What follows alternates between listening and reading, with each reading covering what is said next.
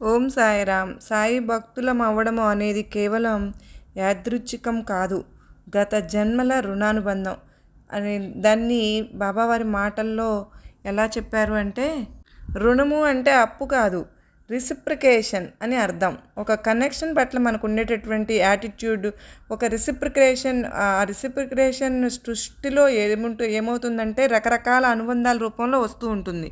బిడ్డ రూపంలో, తండ్రి రూపంలో, బంధువుల రూపంలో, ఫ్రెండ్స్ రూపంలో. దానివల్ల మనకు ఉండేటువంటి అప్లికేషన్ అని కనెక్టెడ్ బాబావారితో మనకు ఉండేటటువంటి కనెక్షన్, దాన్నే సాయినాథుని మాటలను చెప్పాలంటే నాకు నీకు ఉండేటువంటి కనెక్షన్. అది చెప్పకుండా ఆ భగవంతుడు నాకు కొంతమందిని అప్పచెప్పారు, వాళ్ళ బాగోకులు నేను చూసుకోవాలి అని అన్నారు. వారిని ఉద్ధరించాలి, వాళ్ళందరినీ దారిలో పెట్టాలి, వాళ్ళందరినీ పైకి తీసుకురావాలి, వాళ్ళందరికీ నేను గురువుని. ఇటువంటి పదాలు సాయినాథుడు చెప్పలేదు.